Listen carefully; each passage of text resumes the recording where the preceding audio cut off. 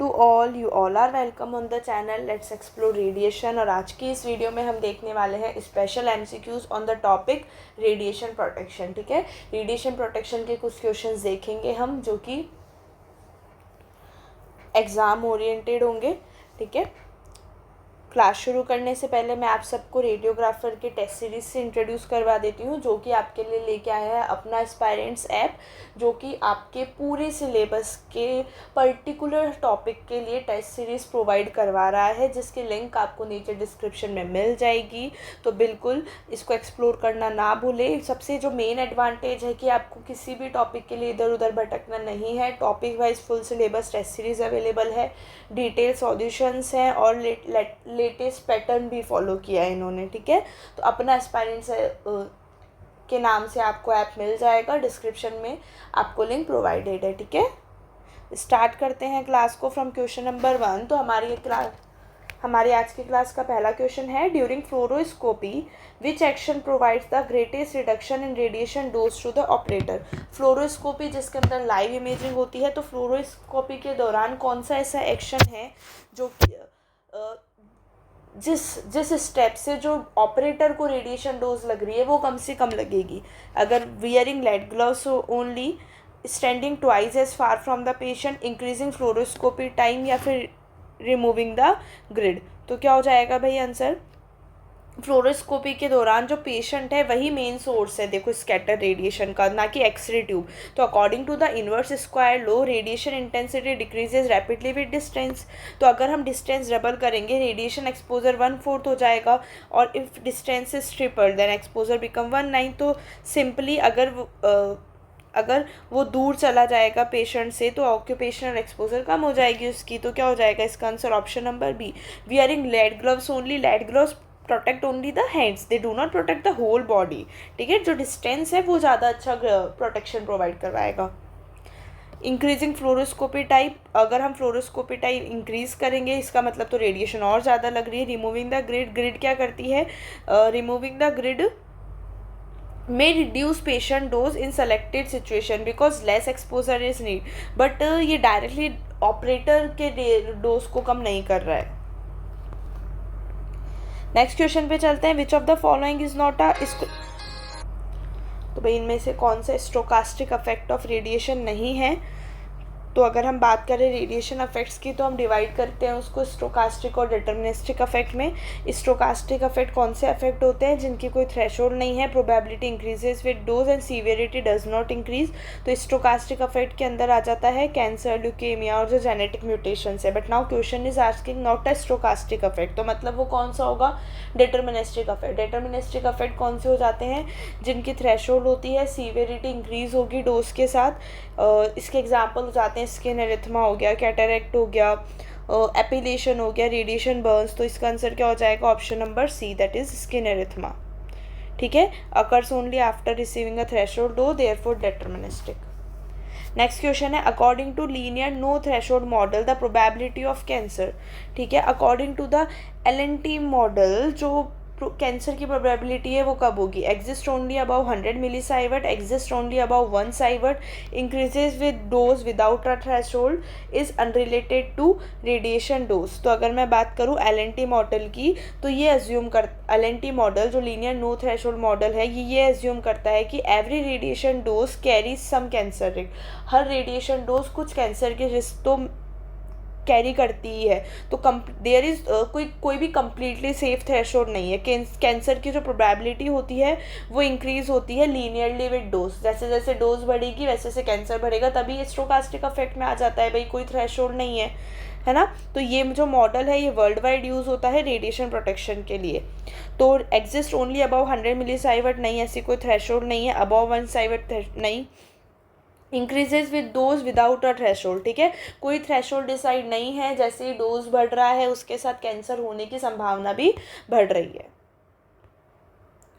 Next question है, which tissue has the highest tissue weighting factor in ICRP recommendation. According to ICRP recommendation इनमें से जो highest tissue weighting factor है वो किसका होगा? तो अंडर ICRP 103। ठीक है, अंडर ICRP 103 जो टिश्यू वेटिंग फैक्टर है हाईएस्ट की अगर मैं बात करूँ तो देखो सबसे पहले क्या होता है थायराइड की कितनी है 0.04, स्किन की 0.01, गोनेट्स की अगर मैं बात करूँ तो पहले हायर थी but not in current ICRP 103, now gonads have 0.08 और पहले 0.20 थी। और बोन सरफेस की कितनी है लोवेस्ट 0.01। ठीक है। अच्छा, अगर मैं इस क्वेश्चन की बात करूँ तो ये क्वेश्चन इस पुराने बेसिस पे है कि जो गोनेट्स में क्या था पहले 0.20 थी और इसका आंसर झट से 0.20 हो जाता। ठीक है। लेकिन अब हम करंट की बात करें तो नाउ करंटली जो गोनेट्स का टिश्यू वेटिंग फैक्टर है वो कम हो गया है, दैट इज़ 0.08। ठीक है। जो टिश्यू वेटिंग फैक्टर होते हैं अब लंग के, कोलोन के, बोन मैरो, स्टमक, ब्रेस्ट, इन सब का कितना होता है 0.12, इनका होता है हाईएस्ट टिश्यू वेटिंग फैक्टर। तो ये तो हमारे पास ऑप्शन में है नहीं, तो अब हम अब इनमें से सबसे ज़्यादा किसका है। ठीक है। तो भाई डिक्रीज होने के बाद भी among the listed option gonads की हाईएस्ट टिश्यू वेटिंग फैक्टर होगा इन सब में से। नेक्स्ट क्वेश्चन पे चलते हैं। The most appropriate method to reduce patient dose without compromising image quality. Image quality को इमेज क्वालिटी के साथ कॉम्प्रोमाइज़ किए बिना ऐसा कौन सा अप्रोप्रिएट मेथड है जो कि पेशेंट डोज को कम कर देगा। Increase MS, proper collimation, increase exposure time या रिमूव फिल्ट्रेशन। तो देखो प्रॉपर कॉलिमेशन जो है वही बिल्कुल बेस्ट है। ये सिर्फ रिक्वायर्ड एरिया को ही रेडिएट करेगा, पेशेंट डोज को रिड्यूस कर देगा, स्कैटर रिड्यूस कर देगा और इमेज कॉन्ट्रास्ट को भी इम्प्रूव कर देगा। One of the most important ALARA techniques है। अगर हम MS बढ़ाएंगे तो पेशेंट को डोज ज़्यादा लगेगी। एक्सपोजर टाइम अगर हम बढ़ाएंगे तो लॉन्गर एक्सपोजर होगा, more dose, more motion blur. अगर हम फिल्ट्रेशन रिमूव कर देंगे तो लो एनर्जी एक्सरेज को रिमूव करता है, अगर हम इसको रिमूव कर देंगे तो स्किन डोज और पेशेंट एक्सपोजर बढ़ेगा। नेक्स्ट क्वेश्चन है, a radiographer accidentally remains in the room during exposure, which factor contributes most to occupational dose. ठीक है। रेडियोग्राफर एक्सपोजर के दौरान गलती से उसी कमरे में रह गया, तो इनमें से ऐसा कौन सा फैक्टर है जो कि ऑक्यूपेशनल डोज को सबसे ज़्यादा कॉन्ट्रीब्यूट करेगा। लीकेज रेडिएशन जो कि ट्यूब हाउसिंग से आ रही है, स्कैटर रेडिएशन जो कि पेशेंट से आ रही है, रेडिएशन फ्रॉम डिटेक्टर है, इलेक्ट्रिकल करंट। तो देखो nearly all occupational exposure comes from patient scatter. ठीक है। कहाँ से आ रही है वो scatter radiation from the patient, not the tube. Next question है, which radiation quantity is use for estimating biological risk. Biological risk को एस्टिमेट करने के लिए, मेजर करने के लिए हम कौन सी रेडिएशन क्वांटिटी यूज़ करते हैं। Exposure, air kerma, effective dose या ट्यूब आउटपुट। तो देखो जो अफेक्टिव डोज है includes tube sensitivity, includes radiation weighting factor and express in sievert. ठीक है। Use for estimating cancer risk. जो एक्सपोजर है वो measuring ionization in air, air kerma जो एनर्जी ट्रांसफर हो रही है एयर को। ठीक है। जो इफेक्टिव डोज है best measure of biological risk. Tube output machine parameter, ना कि बायोलॉजिकल रिस्क। नेक्स्ट क्वेश्चन है, which imaging procedure generally delivers the highest effective dose. इनमें से ऐसा कौन सा प्रोसीजर है जिसके अंदर डोज सबसे ज़्यादा लगेगी। Chest PA, skull AP, CT abdomen या फिर हैंड AP। तो देखो हैंड AP के अंदर तो बहुत कम लगेगी, ऑलमोस्ट 0.001 मिलीसाइवर्ट। मैं बात करूँ चेस्ट PA की तो इसमें भी 0.02 मिलीसाइवर्ट। स्कल की बात करूँ तो 0.1 मिलीसाइवर्ट। और सिटी एब्डोमन की अगर मैं बात करूँ तो 8 से 15 millisievert. CT delivers much higher doses because it acquires many projection around the patient. X ray में तो हमें एक ही इमेज मिल रही है, सिटी बहुत सारे इमेजेस क्रिएट कर रही है, 3D व्यू में हमें इमेज मिल रही है। तो सिटी के अंदर जो एक्सपोजर है वो सबसे ज़्यादा होता है। नेक्स्ट क्वेश्चन है, the primary purpose of tube housing shielding is to reduce. जो हम एक्सरे ट्यूब की हाउसिंग कर रहे हैं, जो हम उसको शील्ड कर रहे हैं, उसका प्राइमरी पर्पस क्या है। प्राइमरी बीम को रिड्यूस करना, लीकेज रेडिएशन को स्कैटर फ्रॉम पेशेंट या हील इफेक्ट। तो tube housing contains lead shielding that prevents x-rays from escaping except through the tube window. तो इसका पर्पस क्या होता है, टू रिड्यूस लीकेज रेडिएशन। तो क्या हो जाएगा इसका आंसर ऑप्शन नंबर बी। देखो प्राइमरी बीम तो इंटेंशनली एग्जिट करेंगे हम विंडो से, लीकेज रेडिएशन यही इसका शील्डिंग का पर्पस है। Scatter from patient produce after the beam reaches the patient. Heel effect तो टारगेट ज्योमेट्री की वजह से होता है, ना कि ट्यूब हाउसिंग। नेक्स्ट क्वेश्चन है which statement regarding deterministic affect is correct. इनमें से ऐसा कौन सा स्टेटमेंट है जो कि डेटर्मिनिस्टिक अफेक्ट के रिगार्डिंग एकदम करेक्ट है। They have no threshold, severity increases with dose after a threshold, probability increases but severity remains constant, they occur only after chronic exposure. तो अगर मैं बात करूँ कौन सा statement regarding deterministic affect correct है, तो देखो जो डिटर्मिनिस्टिक अफेक्ट है उसकी थ्रेशोल्ड होती है, ऐसा नहीं है कि नो थ्रेशोल्ड, ठीक है। Severity increases with dose after a threshold, बिल्कुल थ्रेशोल्ड के बाद सीवियरिटी जो है वो डोज के साथ बढ़ती जाएगी। Probability increase but severity remains constant, this describe stochastic effect not deterministic, they occur only after chronic exposure, they can occur after acute high dose exposure as well such as during radiation accidents or prolonged interventional procedures। Next question है during mobile radiography the radiographer should stand. Mobile radiography के दौरान जो radiographer को कितना दूर खड़ा होना चाहिए, 1 meter from the patient, at least 2 meters away and 90 to 135 degree from the primary beam, directly behind tube या बिसाइड डिटेक्टर। तो देखो इन मोबाइल जो कि पोर्टेबल रेडियोग्राफी है, जो रेडियोग्राफर है can not use a fixed light barrier as in an x ray room, therefore protection relies mainly on distance, position and shielding, lead apron if necessary. तो जो patient है becomes a patient major source है scatter radiation का, because the primary x ray beam interacts with patient tissues, तो mainly through Compton scattering में वो scatter radiation है और वही वो क्या है, मेजर सोर्स है। ओके तो इसका आंसर क्या हो जाएगा, ऑप्शन नंबर बी, कि एटलीस्ट 2 मीटर दूर खड़ा हो। एंड देखो एंगल का क्या सेंस है, why stand at 90 to 135 degree from the primary beam, scatter radiation is not uniformly distributed around the patient, जो मैक्सिमम स्कैटर है वो फॉरवर्ड डायरेक्शन में हो रहा है, same direction as in the primary beam, जो लीस्ट स्कैटर है वो found approximately 90 to 135 degree from the direction of the primary beam, this is why radiographer are advise to stand at this angle at least 2 meters, that means 6 feet away and at angle of 90 to 135 degree from the primary beam. Why 2 meters? According to the inverse square law.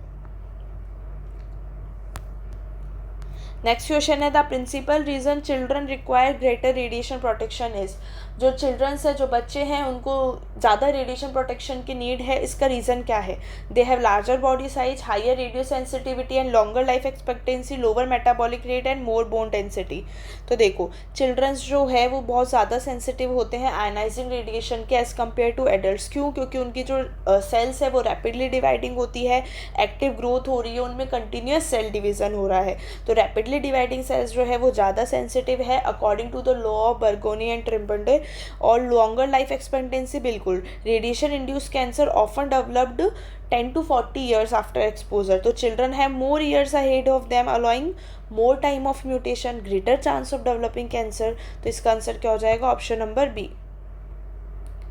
Next question है which detector monitoring device provides an immediate reading. ठीक है, इनमें से ऐसा कौन सा detector monitoring device है जिसमें हमें इमीडिएट रीडिंग मिलेगी, film based, TLT based, pocket dosimeter, OSLT based. तो बिल्कुल भाई पॉकेट डोसीमीटर जो है वो इमीडिएट रीडिंग देता है। Radiation worker personal monitoring device wear करते हैं ऑक्यूपेशनल एक्सपोजर को रिकॉर्ड करने के लिए, works like a miniature ionization chamber. Advantage क्या हो जाता है इसका, पॉकेट डोसीमीटर इमीडिएट रीडिंग है, किसी भी टाइम हम चेक कर सकते हैं, useful in fluoroscopy and specially in nuclear medicine procedures. Disadvantage क्या हो जाते हैं इसके, टीएलडी और ओएसएलडी वगैरह से लेस एक्यूरेसी है इनमें, इनको रेगुलर चार्जिंग और कैलिब्रेशन की नीड है। फिल्म बेज क्या हो जाता है, 1 month के बाद मिलेगी टीएलडी में, 3 ओएसएलडी में भी हमें पहले पूरा रीड करना पड़ेगा स्कैनर के थ्रू और फिर उसकी रीडिंग आएगी हमारे पास, इमीडिएट रीडिंग पॉसिबल नहीं है। नेक्स्ट क्वेश्चन है the annual occupational dose limit recommended by ICRP. ICRP ने हमारी एनुअल ऑक्यूपेशनल डोज लिमिट कितनी रिकमेंड करी है, 20 millisievert average over 5 years with no single exceeding 50 millisievert every year, 10 millisievert every year, 100 millisievert every year. तो देखो according to ICRP current ICRP recommendation 20 millisievert per year average over 5 consecutive years। ठीक है, no single year should exceed 50 millisievert. ठीक है, clear है। और ARB के according no single year should exceed 30 millisievert. ठीक है,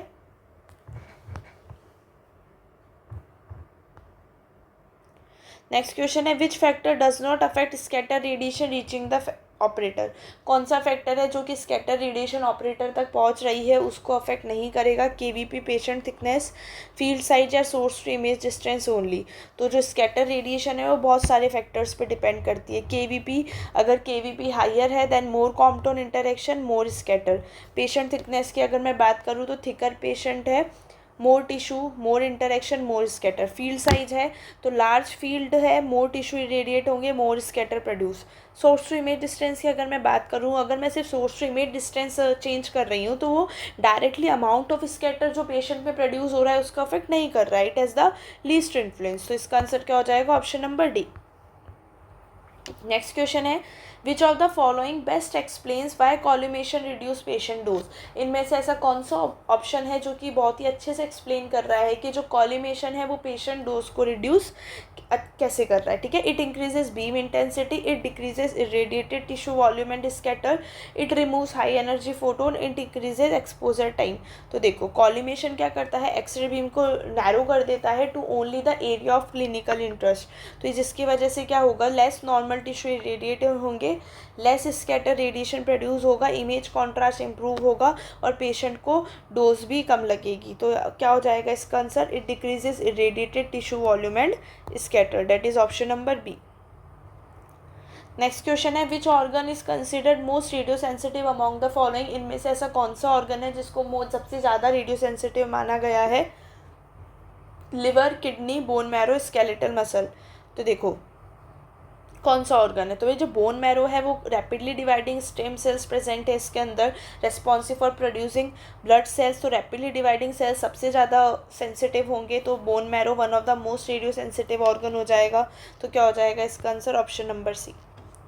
नेक्स्ट क्वेश्चन है if the exposure time is reduce by half while all other factor remains constant, operator exposure approximately becomes. ठीक है, तो भाई रेडिएशन आउटपुट डायरेक्टली प्रोपोर्शनल है exposure time के। अगर हम एक्सपोजर टाइम रिड्यूस कर देते हैं 50% तो जो टोटल एक्सरेज हैं वो भी रिड्यूस हो जाएंगे 50%, स्कैटर रेडिएशन रिड्यूस हो जाएंगे 50%, ऑपरेटर को जो एक्सपोजर लग रहा है वो भी कितना हो जाएगा? 50%, आधा हो जाएगा। तो क्या हो जाएगा इसका answer? Option number B, that is half. Next question है which radiation protection principle is applied by using a lead control booth. इनमें से ऐसा कौन सा रेडिएशन प्रोटेक्शन प्रिंसिपल है जो कि हम अप्लाई करेंगे लेड कंट्रोल बूथ को यूज़ करके? ठीक है, जो लेड कंट्रोल बूथ है वो एक प्रोटेक्टिव बैरियर है जो कि लेड लाइन वॉल्स और लेड ग्लास का बना हुआ है। It is design to attenuate X-ray before they reach the radiographer और ऑपरेटर। तो ये क्लासिकल एग्जाम्पल है radiation protection principle of shielding. Next question है a radiographer notices that their TLT badge consistently records unusually high dose, the first section should be. Radiographer यही notice कर रहा है कि जो उसका टीएलटी बैच है उसमें मतलब हाई रिकॉर्ड्स आ रहे हैं, हाई डोज लग रही है अकॉर्डिंग टू द बैच। तो फर्स्ट एक्शन क्या होना चाहिए? Ignore the reading, repeat the exposure, report it to the radiation safety officer and investigate the cause, stop wearing the badge. तो भाई बिल्कुल आरएसओ को इन्फॉर्म करेंगे डिपार्टमेंट के और जो रीज़न है इसका उसको इन्वेस्टिगेट करेंगे। ठीक है, इम्प्रॉपर वर्क प्रैक्टिसेस हो सकते हैं, बैच को गलती से एक्सरे रूम में छोड़ दिया ये हो सकता है, इक्विपमेंट कोई अच्छे से काम नहीं कर रहा और एक्चुअल में कोई एक्सेसिव रेडिएशन एक्सपोजर हो रहा हो ऑपरेटर को। नेक्स्ट क्वेश्चन है which of the following factor has the least influence on the amount of scatter radiation produce in a patient. इनमें से ऐसा कौन सा फैक्टर है जिसका जो amount of scatter radiation patient पे प्रोड्यूस हो रही है उसका उस पर कम से कम अफेक्ट होगा? Field size, patient thickness, KVP, focal spot size. ठीक है, को रिलेटेड सही क्वेश्चन है जो ऊपर है, बस इसमें ऑप्शन अलग हो गया, उसका सोर्स टू इमेज डिस्टेंस था या फोकल स्पोर्ट साइज हो गया। ठीक है, जो स्कैटर रेडिएशन है वो मेनली प्रोड्यूस हो रही है कॉम्पटोन इंटरेक्शन से, जब एक्सरे फोटोन्स इंटरेक्ट कर रहे हैं पेशेंट के टिश्यू के साथ। तो जो अमाउंट ऑफ स्कैटर है वो डिपेंड करती है कि कितना टिश्यू रेडिएट हुआ है, जो एनर्जी है एक्सरे बीम की। फील्ड साइज हो गया, फील्ड साइज मोस्ट इंपॉर्टेंट है, ज़्यादा लार्ज फील्ड साइज है ज़्यादा टिश्यू रेडिएट होंगे। पेशेंट की थिकनेस की अगर मैं बात करूँ तो have more atoms for x-rays to interact with produce significantly more scatter. Higher KVP में भी फोटोन एनर्जी बढ़ेगी। तो इसका आंसर क्या होगा? Focal spot size. Focal spot size resolution, sharpness और हीट लोडिंग वगैरह डिटरमाइन कर रही है, इसका स्कैटर रेडिएशन से कोई लेना देना नहीं है। नेक्स्ट क्वेश्चन है the main purpose of using a grid is to, जो हम ग्रिड यूज़ कर रहे हैं उसका मेन पर्पस क्या है? पेशेंट की डोज को घटाना, स्कैटर रीचिंग, जो स्कैटर रेडिएशन है पेशेंट तक, इमेज रिसेप्टर तक पहुंच रही है उसको कम करना, लीकेज रेडिएशन कम करना, या बीम फिल्ट्रेशन बढ़ाना। ठीक है, तो जो after x-ray pass through the patient, कुछ फोटोन्स तो कंटिन्यूस स्ट्रेट जाएंगे दैट इज़ प्राइमरी रेडिएशन, और कुछ डायरेक्शन चेंज कर लेंगे दैट इज़ स्कैटर रेडिएशन। तो जो स्कैटर रेडिएशन है उसकी वजह से फॉगिंग हो जाएगी, कॉन्ट्रास्ट कम हो जाएगा इमेज का, इमेज डिटेलिंग पूरी कम हो जाएगी। तो ग्रिड रख देंगे हम पेशेंट और डिटेक्टर के बीच में, तो इसकी जो लेड स्ट्रैप है वो एब्जॉर्ब कर लेगी स्कैटर फोटोन्स को, allow most primary photons to pass only, तो बेटर इमेज कॉन्ट्रास्ट आ जाएगा। तो जो ग्रिड है वो क्या करती है? स्कैटर को रिड्यूस करती है, इमेज क्वालिटी को इम्प्रूव करती है, but it increases the patient dose. ठीक है, नेक्स्ट क्वेश्चन है which of the following does not reduce patient radiation dose. इनमें से ऐसा कौन सा ऑप्शन है जिसमें जो पेशेंट को जो रेडिएशन डोज लग रही है उसको रिड्यूस नहीं करेगा? Proper collimation, additional filtration, increasing MS unnecessarily, या हाई स्पीड इमेज रिसेप्टर। तो देखो, प्रॉपर कॉलिमेशन बिल्कुल एक्सपोजर कम करेगा, एडिशनल फिल्ट्रेशन,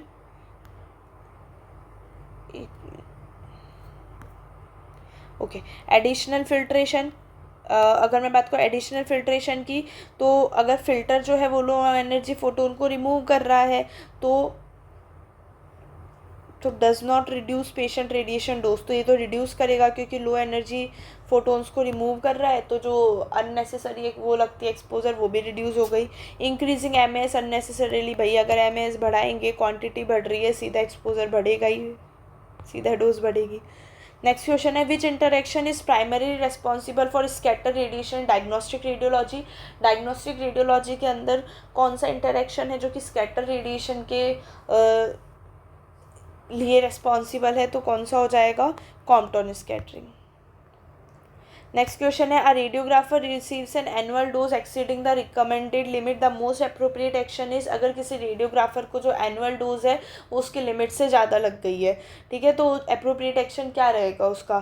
कंटिन्यू वो नॉर्मली वर्क करता रहेगा, 2 लेड एप्रॉन पहनेगा, investigate the cause and review work practices, ignore because dose वेजेस आर इनएक्यूरेट।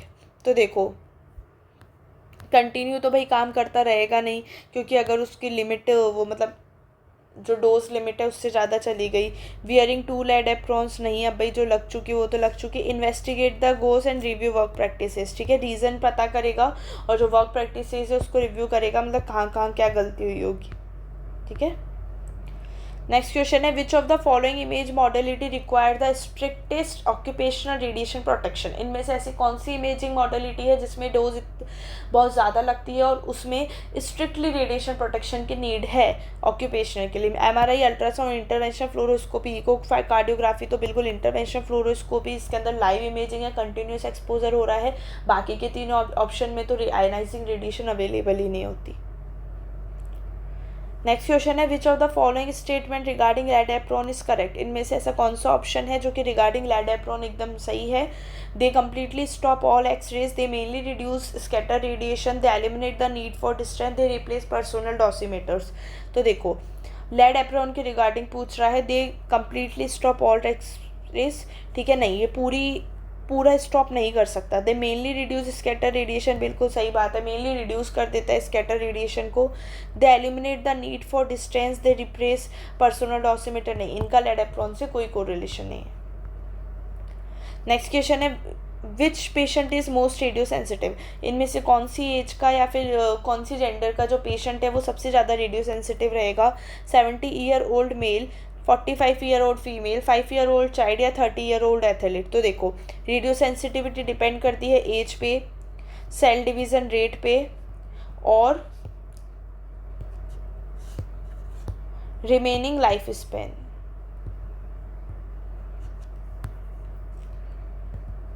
तो ये किस में हो जाएगा भाई? एज 60 की कम में सबसे ज़्यादा 5 ईयर ओल्ड साइड की, सेल डिवीज़न रेट उसमें रैपिडली हो रही है और लाइफ स्पेन भी उसकी बहुत ज़्यादा बची है। क्या हो जाएगा इसका answer? Option number C. Next question है during portable radiography the cassette holder should, portable radiography के दौरान जो कैसेट होल्डर है वो कैसे होना चाहिए? Should stand in the primary beam, wear light protection, stand away the beam. Cassette holder कौन हो गया? जिसने कैसेट पकड़ रखी है। Hold the tube, stand close to the x ray tube, ठीक है। तो भाई उसने कैसेट पकड़ रखी है तो उसको लाइट प्रोटेक्शन देना चाहिए हमें। If a person must assist they should wear a lead apron and thyroid shield if available, keep hands out of the primary beam, stand as far from the beam as practical. तो इसका answer क्या हो जाएगा? Option number B, stand in the primary beam not acceptable, ठीक है। Holds the tube unsafe and unnecessary, stand close to the x ray tube then it increases exposure. Next question है विच quantity accounts for both type of radiation and tissue sensitivity. इनमें से ऐसी कौन सी quantity है जो type of radiation और tissue sensitivity को account करती है, रिलेट करती है, एस्टिमेट करती है?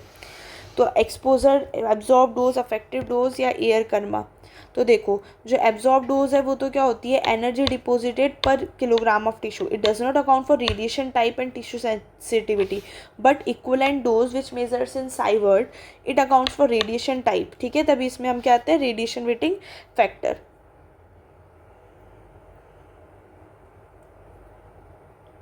ठीक है। नेक्स्ट क्वेश्चन पे चलते हैं। विच of the following is not a personal radiation monitoring device. इनमें से कौन सा रेडिएशन मॉनिटरिंग डिवाइस नहीं है? तो रेडिएशन मॉनिटरिंग डिवाइस होते क्या है? जो कि रेडिएशन डोज रेडिएशन वर्कर को कितनी लग रही है उसको मेज़र करते हैं। तो TLD भी है, OSLD भी है, फिल्म बैच भी है, but grid is not a monitoring device, ठीक है। नेक्स्ट क्वेश्चन है the most radio sensitive phase of the cell cycle is. Cell cycle का सबसे रेडियो सेंसिटिव फेज कौन सा है? तो सबसे रेडियो सेंसिटिव फेज कौन सा है सेल साइकिल का? दैट इज M फेज, ठीक है। Radio sensitivity changes during each phase. तो ये M फेज, माइटोसिस फेज वो है जब सेल डिवाइड कर रहा है टू डॉटर सेल्स में, chromosomes are highly conduct, easily damage by radiation, therefore M phase is the most radio sensitive. Next question है the purpose of the 10-day rule as primary to. जो 10-day rule है उसका purpose क्या है? Occupational dose कम करना, minimize fetal radiation exposure, reduce CT examination, improve image quality. तो देखो जो 10-day रूल है एक हिस्टोरिकल गाइडलाइन है, अभी रिसेंट इसको 28 days रूल से रिप्लेस कर दिया गया है। तो 10-day रूल क्या था कि एग्जामिनेशन जो कि पेल्विस और लोअर एब्डोमन इन्वॉल्व कर रहे हैं वुमेन का जो कि रिप्रोडक्टिव एज में है, शुड आइडियली बी परफॉर्म तो वो within the first 10 days of menstrual cycle में ही परफॉर्म हो जाने चाहिए, ठीक है। First 10 days after the onset of menstruation, ठीक है। तो क्या हो जाएगा इसका आंसर? Option number B. ऐसा क्यों? क्योंकि इस पीरियड के अंदर प्रेगनेंसी होने के चांसेस सबसे ज़्यादा कम है, तो जो रिस्क है रेडिएटिंग एंड अर्ली एम्ब्रियो वो मिनिमाइज्ड हो गया।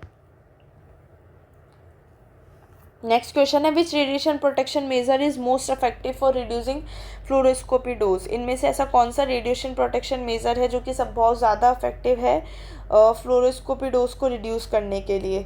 तो continuous fluoroscopy, pulse fluoroscopy with minimal screening time, increase magnification mode या इंक्रीज फ्रेम रेट, ठीक है। तो देखो fluoroscopy can deliver relatively high radiation dose because it provides real time imaging. तो पल्स फ्लोरोस्कोपी में क्या हो रहा है? Instead of emitting x rays continuously, ये जो सिस्टम है वो शॉर्ट पल्सेज इमिट कर रहा है, ठीक है। जैसे मान लो कंटिन्यूस मोड में 30 frames per second जा रहे हैं, बट पल्स मोड एक्सरे के अंदर 15, 7.5 और इवन 3 frames per second जाएंगे। इसका बेनिफिट क्या हो जाएगा कि जो पेशेंट और ऑपरेटर को डोज है वो रिड्यूस हो जाएगी और ऑफनली इमेज क्वालिटी को भी एडिक्वेटली मेंटेन कर लेगा, ठीक है। तो क्या हो जाएगा इसका answer? Option number B. Magnification mode की अगर मैं बात करूँ तो मैग्नीफिकेशन मोड जो है वो जनरली इंक्रीज करती है डोज को because the system raises output to maintain image brightness. Increasing frame rate, high frame rate requires more radiation. Next question है which statement about effective dose is true. About effective dose के regarding इनमें से कौन सा statement सही है? It is measured in gray, no effective dose is measured in sievert. It estimates overall biological risk, effective dose combined, absorb dose radiation weighting factor and tissue weighting factor, ठीक है। Radiation weighting factor type of radiation, tissue weighting factor organ sensitivity. तो it estimate overall probability of stochastic effect specially cancer. तो इसका answer क्या हो जाएगा, option number B, estimates overall biological risk. Measures only skin dose, effective dose represent whole body risk, not just the skin. For just the skin we use equivalent dose independent of tissue type, specifically include tissue weighting factor. Next question है, radiation worker should not, radiation worker को क्या नहीं करना चाहिए, क्या उसको dosimeter नहीं, wear अ dosimeter regularly, उसे नहीं पहनना चाहिए। Stand behind a protective barrier, hold the patient whenever possible during exposure, follow ALARA principle. तो should not hold the patient due whenever possible during exposure, भाई उसको exposure के दौरान patient को पकड़ के नहीं रखना है। नेक्स्ट क्वेश्चन है, the primary barrier in an x ray room is design to protect against, जो प्राइमरी बैरियर हम एक्सरे रूम में लगा के रखते हैं वो हमें कौन से टाइप के रेडिएशन से बचाता है, लीकेज रेडिएशन। तो देखो, leakage radiation handled by secondary barriers and tube house shielding. Scatter radiation only, इसमें भी सेकेंडरी बैरियर आएगा। प्राइमरी एक्सरे बीम, बिल्कुल जो प्राइमरी बैरियर है वो हमें प्राइमरी एक्सरे बीम से ही बचाएगा। बैकग्राउंड रेडिएशन नेचुरल है, अनरिलेटेड है फॉर्म बैरियर डिज़ाइन से, ठीक है। तो design to absorb the primary और useful X-ray beam typically located होती है वॉल्स और फ्लोर्स पे that may be directly struck by the beam, ठीक है, जहाँ पे बीम डायरेक्टली स्ट्रक कर रही है उधर। नेक्स्ट क्वेश्चन है, which statement about stochastic effect is correct, इनमें से ऐसा कौन सा स्टेटमेंट है जो कि रिगार्डिंग स्टोकास्टिक इफेक्ट एकदम सही है। Severity depends on dose, they always occur immediately, probability increase with dose but severity doesn't, they have a definite threshold. तो देखो, स्टोकास्टिक इफेक्ट करेक्ट पूछ रहा है। Stochastic effect is no threshold, ठीक है। तो सीवियरिटी डिपेंड्स ऑन डोज, ये किस में होता है, डिटरमिनिस्टिक में, ना कि स्टोकास्टिक में। दे ऑलवेज अकर इमीडिएटली, नहीं, दे ऑफन अपीयर ईयर्स और decades later. Probability increases with dose but severity doesn't, बिल्कुल अफेक्ट के होने की प्रोबेबिलिटी बढ़ेगी ना कि सीवियरिटी की। They have a definite threshold, no threshold. Next question है, which organ should be shielded whenever it lies within इन और near the primary beam specially in children. Specially children के अंदर हमें कौन सा ऑर्गन शील्ड करके रखना चाहिए जो कि डायरेक्टली प्राइमरी बीम के साथ कवर हो सकता है, ठीक है, ड्यूरिंग द एक्सपोजर। तो लिवर, थायराइड, पैंक्रियास, स्प्लीन। तो देखो, जो थायराइड ग्लैंड है वो सबसे ज़्यादा रेडियो सेंसिटिव है, पर्टिकुलरली चिल्ड्रंस के अंदर, sensitive to radiation induce thyroid cancer. तो हम थायराइड शील्डिंग यूज़ करेंगे, ठीक है, थायराइड को शील्ड करके रखेंगे, ये कोशिश करेंगे। नेक्स्ट क्वेश्चन है, the philosophy behind modern radiation protection can be best summarize at, जो मॉडर्न रेडिएशन प्रोटेक्शन के बिहाइंड फिलोसफी है उसको हम कैसे समराइज कर सकते हैं अच्छे से। Maximum image quality at any dose, zero radiation for every examination, justification optimization, dose limit या मिनिमाइज एग्जामिनेशन टाइम ओनली। तो देखो, जो मॉडर्न रेडिएशन प्रोटेक्शन है वो बेस्ड है 3 fundamental principle recommended by the ICRP, that is justification, जो कि क्या कहता है, बेस्ट हम इसको पूरा समराइज इसमें कर सकते हैं, because it is the principle of radiation protection. Justification क्या कहता है, भाई जो भी रेडियोलॉजिकल एग्जामिनेशन हो रहा है उसका हार्म से ज़्यादा बेनिफिट होना चाहिए, मतलब अननेसेसरी इमेजिंग अवॉइड करनी चाहिए। ऑप्टिमाइजेशन, जिसके अंदर अलारा प्रिंसिपल आ रहा है कि जो रेडिएशन डोज है वो हमें कम से कम रखनी है, जिसमें हमें नेसेसरी डायग्नोस्टिक इन्फॉर्मेशन मिल रही है, ठीक है। डोज लिमिटेशन, ऑक्यूपेशनल और जो पब्लिक एक्सपोजर है should not exceed recommended dose limit, ठीक है। तो क्या हो जाएगा इसका आंसर, ऑप्शन नंबर सी, ठीक है। तो ये हमारी आज की क्लास के 40 क्वेश्चन हो चुके हैं। ये जो 40 क्वेश्चन है बेसिकली आई नो ईजी थे ऑलमोस्ट, क्योंकि अभी तक रेडिएशन प्रोटेक्शन से ऐसे ही क्वेश्चन आ रहे हैं ईजी से। आई होप कि आपको अच्छा लगा होगा।